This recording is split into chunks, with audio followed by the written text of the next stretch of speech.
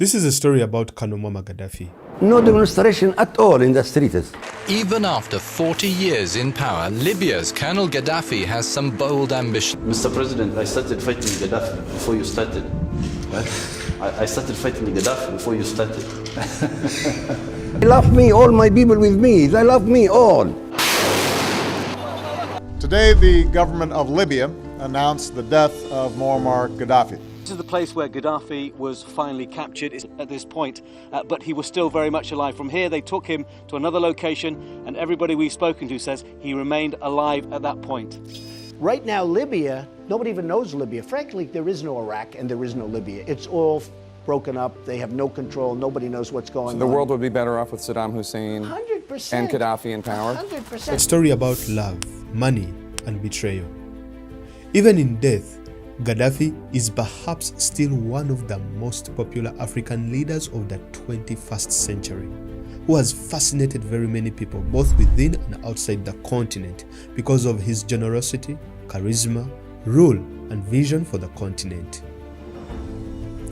For reasons best known to him, the brother leader, King of Kings, loved and invested in Uganda so much, helping presidents like Idi Amin and Museveni. His heart of love spread to Ugandan kingdoms too, meeting and investing in traditional leaders and kingdoms like Toro. But why? Why and how, with all this generosity and love, did Uganda, and let me say General Museveni, end up betraying Colonel Muammar Gaddafi?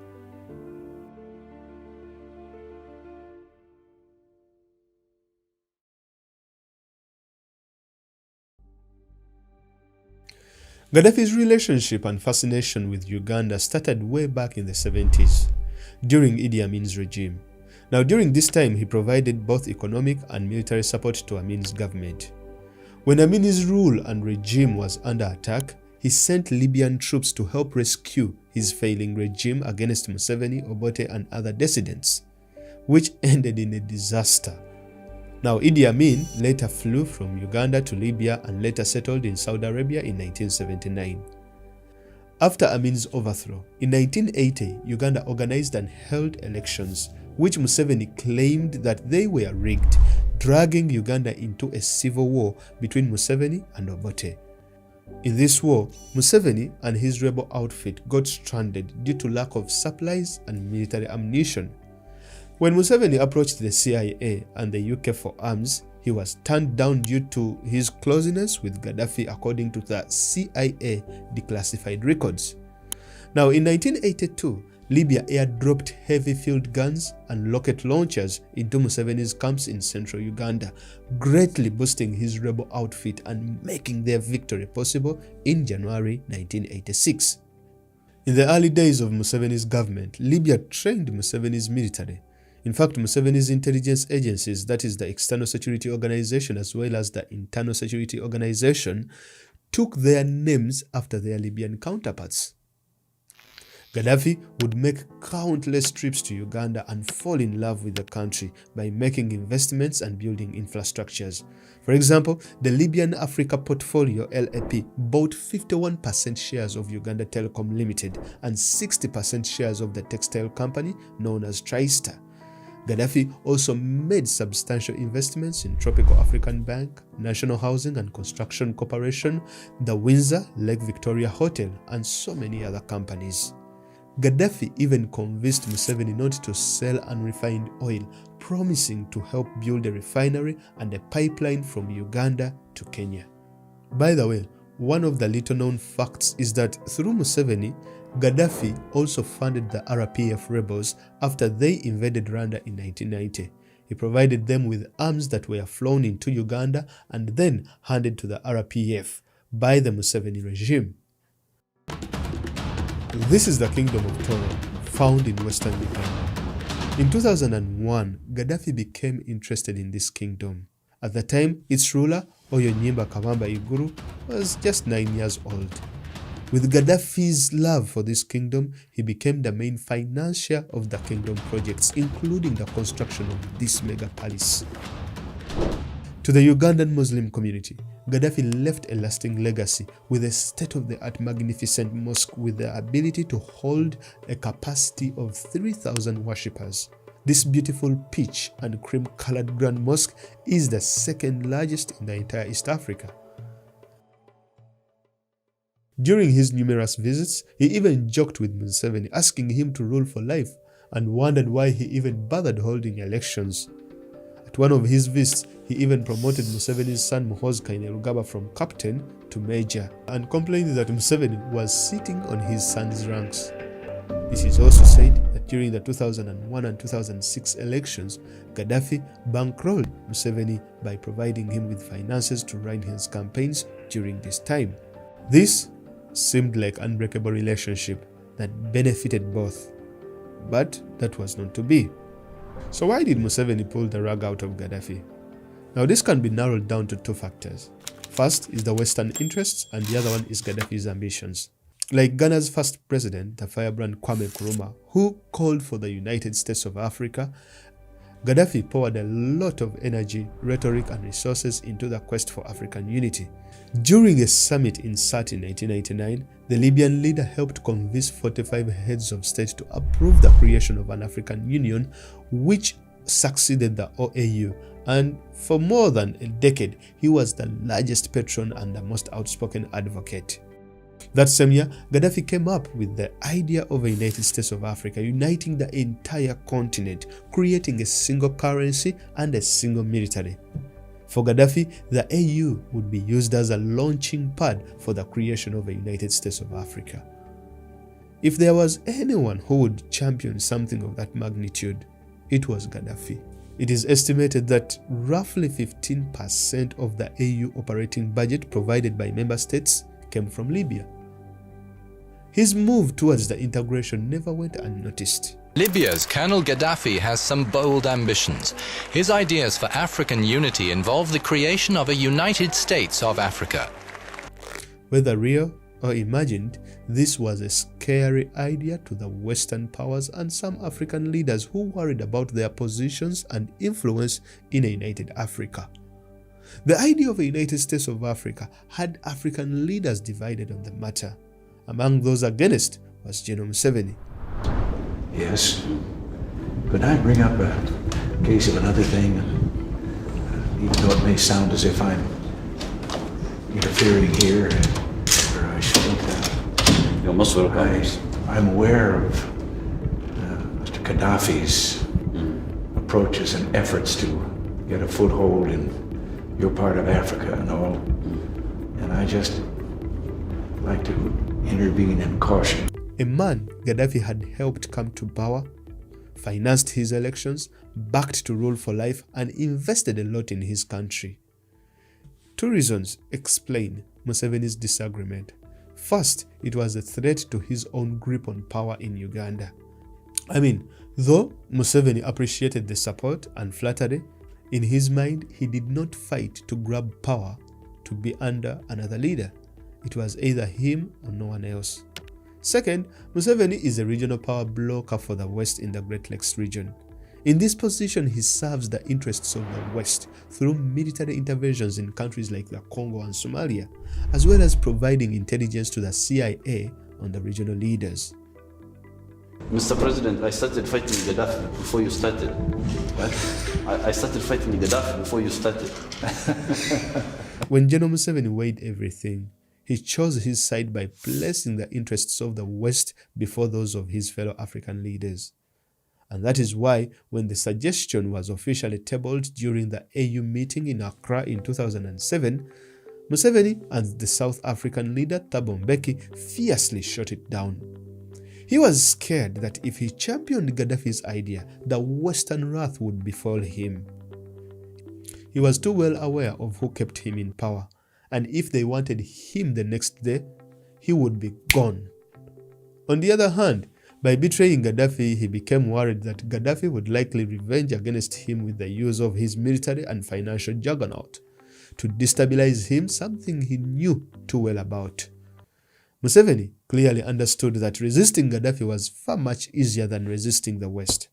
The issue here wasn't so much that Museveni disagreed with Gaddafi, but it is how he reacted to Gaddafi's ambitions that amounted to betrayal.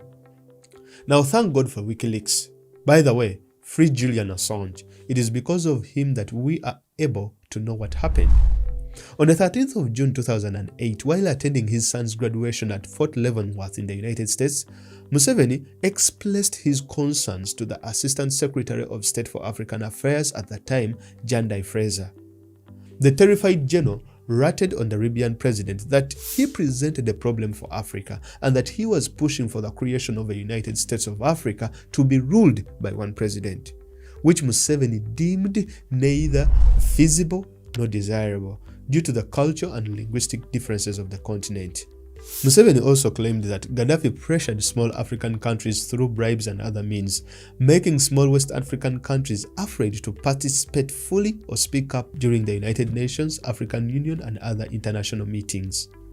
Tensions between the two reached an all-time high, causing him to worry that Gaddafi was planning to attack his jet while it crossed the international airspace. Museveni further blackmailed Gaddafi that his vision of a United States of Africa was meant to ensure the spread of Islam around the continent.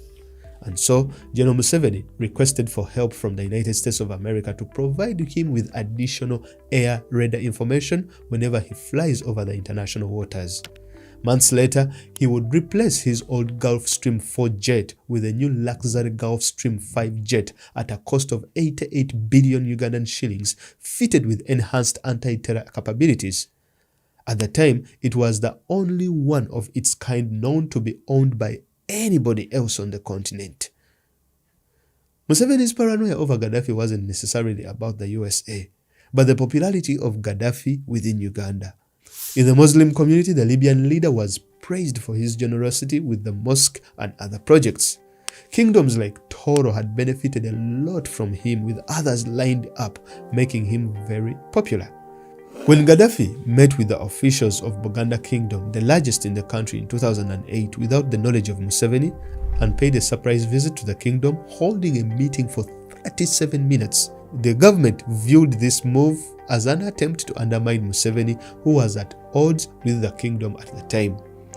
During the Afro-Arab Youth event, Gaddafi switched tack and said that he wanted now to work with traditional leaders and not elected presidents to achieve his project of a United States of Africa.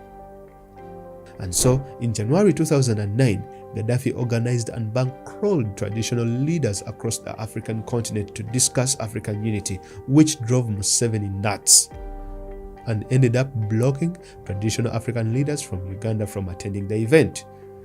In retaliation, Gaddafi snubbed an African Union meeting on the status of refugees held in Kampala in October 2009. At the time, he was the AU chair. In 2010, the relationship between the two made a U-turn. The Libyan leader made a grand return to Kampala thanks to the intense diplomatic maneuvering. With all these tensions and suspicions, when NATO and its allies launched an attack on Gaddafi, one of the leaders that benefited directly was Museveni. And that is why he did not engage.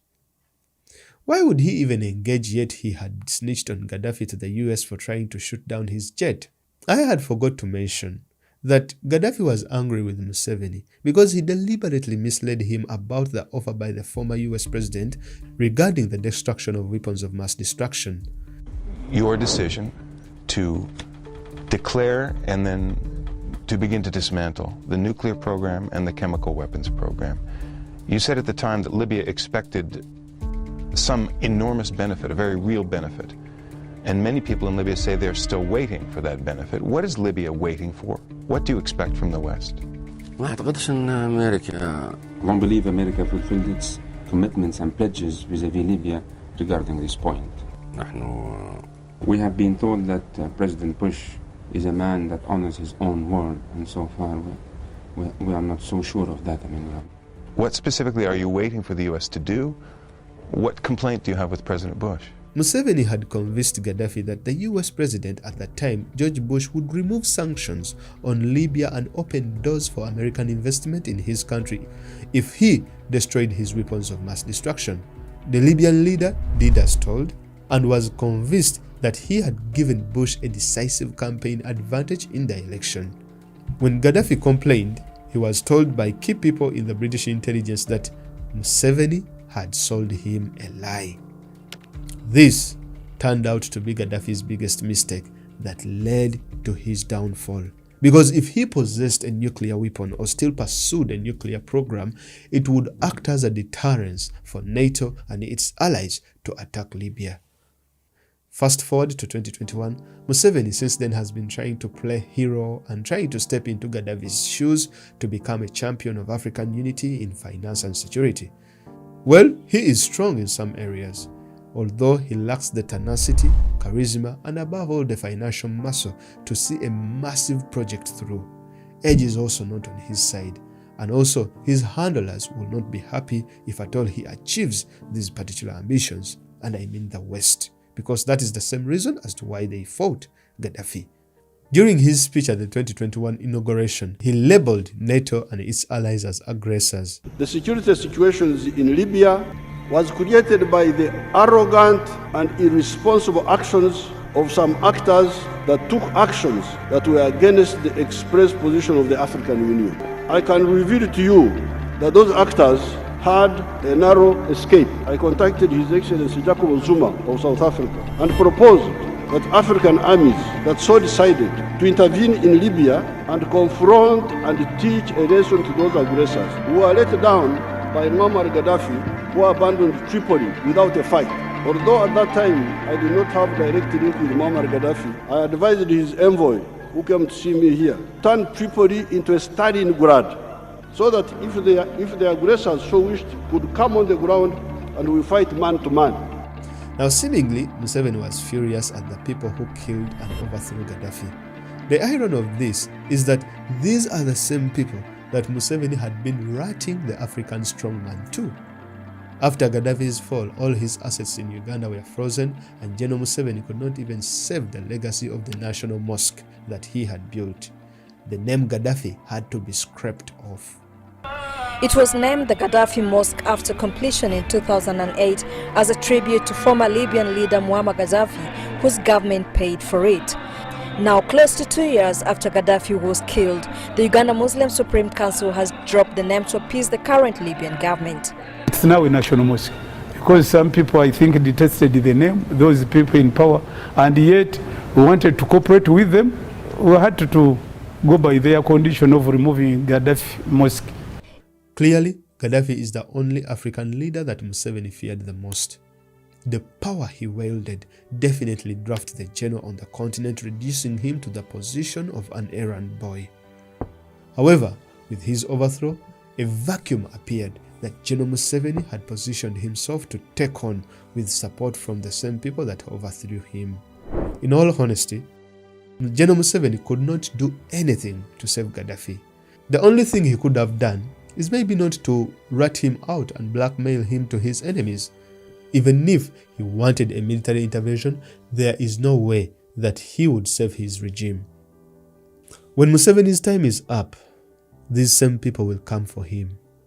And because of his ratting and snitching, there will be no one left to save him.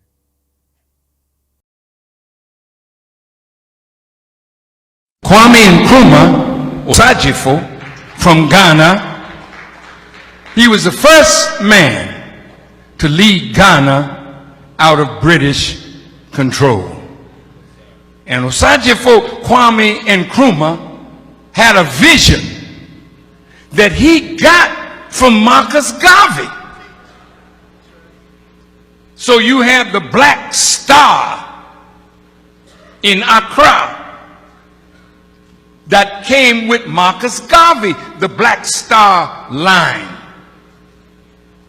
He said he wanted to see the United States of Africa. Gamal Abdel Nasser had that same vision. Well, I was with Muammar Gaddafi when Gaddafi insert in 1999 advanced coming out of the OAU to the African union with a vision of the United States of Africa. Muammar Gaddafi spent, listen to me, billions of dollars to create the African Union. Did you know that Gaddafi gave $300 million and the other African nations gave $100 million to put up a satellite so that we who call Africa don't have to go through Europe to get to Africa? And Europe was getting $500 million a year just by our telephone calls to the continent. Now we can call directly to Africa, and that $500 million is in the hand of African people. Did you know that Muammar Gaddafi was setting up an African development bank with $70 billion in the African Development Bank from Libyan oil money? That we would not have to borrow money from the IMF and the World Bank at these exorbitant rates. Zero interest under Islamic non-usury teachings. I just left St. Kitts, and in the island of St. Kitts, he was going to set up a Caribbean Development Bank. He told the Prime Minister there, and he was going to put $1 billion in that bank for Caribbean development. Why do you think they killed him? You think they killed him because he killed his people? Hell no. They killed him because, listen to me real good. You touched my nerve with that question. Did you know that in Libya, nobody's homeless? Listen. Everybody in Libya has either a home or an apartment. They call it a flat. Did you know education in Libya is free from kindergarten through college? And did you know that if a Libyan wanted to come to America to be educated, the government in Libya paid for their education? Did you know that? I was there when he opened a $500 million hospital with 18 theaters for operation. I was there, and we went when he was making their own medicines. See, this was a man that gave free medical attention to all the citizens of Libya. And if Libya did not offer that kind of medical attention, they could fly anywhere in the world and get it, and the Libyan government would pay for it. Did you know that? No, you didn't. Did you know that from the oil money, every Libyan citizen got a stipend every year? And did you know that that man had no debt? Everything in his country was paid for. See? Now, when you got a man that did that for an African nation and was trying to do that for all Africa, how do you think Europe felt about that? 10 days ago, having tried to end the violence without using force, the international community offered Gaddafi a final chance to stop his campaign of killing or face the consequences. Rather than stand down, his forces continued their advance, bearing down on the city of Benghazi, home to nearly 700,000 men, women, and children who sought their freedom from fear. At this point, the United States and the world faced a choice. Gaddafi declared he would show no mercy to his own people. He compared them to rats and threatened to go door to door to inflict punishment. In the past, we had seen him hang civilians in the streets and kill over 1,000 people in a single day. Now we saw regime forces on the outskirts of the city. We knew that if we waited one more day, Benghazi, a city nearly the size of Charlotte, could suffer a massacre that would have reverberated across the region and stained the conscience of the world. It was not in our national interest to let that happen. I refused to let that happen. And so 9 days ago, after consulting the bipartisan leadership of Congress, I authorized military action to stop the killing and enforce UN Security Council Resolution 1973. We struck regime forces approaching Benghazi to save that city and the people within it. We hit Gaddafi's troops in neighboring Ajabia, allowing the opposition to drive them out. We hit Gaddafi's air defenses, which paved the way for a no-fly zone.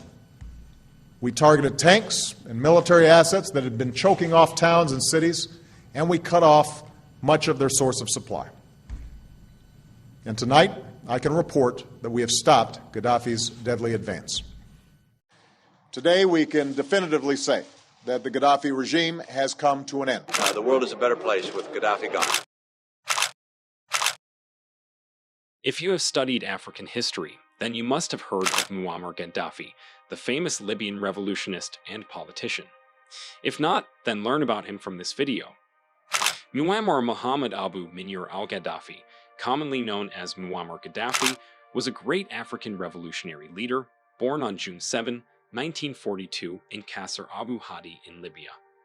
Gaddafi led Libya for 42 years, that is, from 1969 to 2011. It is good to note that his rule ended when he was captured and killed on October 20, 2011, after the Battle of Sirte. Many people attached his death to several causes or reasons, but in this video, you shall discover the real reason why he was killed. Gaddafi was captured by the National Transitional Council forces in Libya and was killed after several accusations.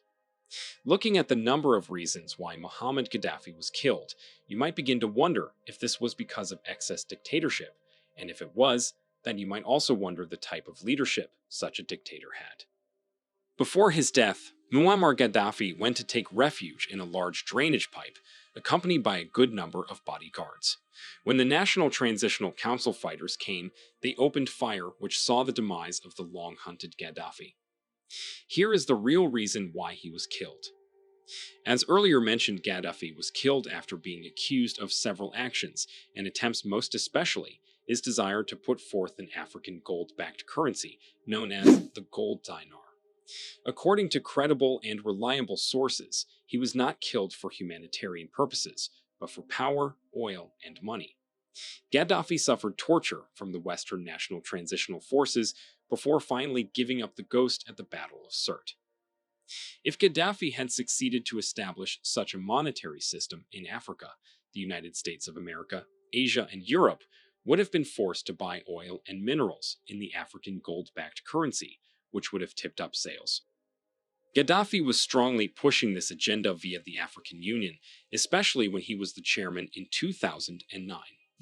The idea was greatly turned down by the Western powers because it will devalue their currencies and work negatively on their economies, and as a result they would have less or no control over African countries. In other words, Gaddafi's plans for Africa would have put an end to neocolonialism. NATO's plan to kill Gaddafi is the same as that of Iraqi leader Saddam Hussein. Saddam Hussein was assassinated by the US partly because he chose to sell his country's oil in the euro currency at the expense of the United States dollars. Now the United States was scared and skeptical about the instability the gold dinar will cause to its economy. Hussein's decision to sell oil in the euro was a blow to the United States, worsened by the proclamation that the dollar was the currency of the enemy.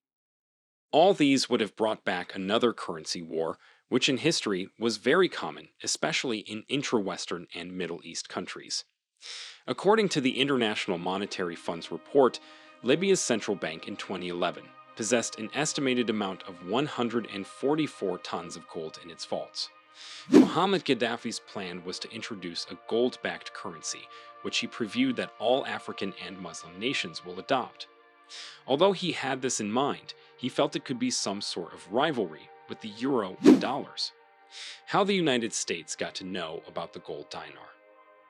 A senior advisor to the United States President, Sidney Blumenthal, indicated to his Secretary General, Hillary Clinton, through an email that Gaddafi's government was holding 143 tons of gold and similar amounts of silver in their bank.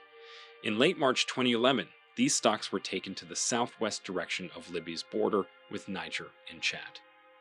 More heat was added to the matter when former French President Nicolas Sarkozy, who also had interest in Libya, learned about the gold and silver that the country had. He also therefore embarked on attacking Libya.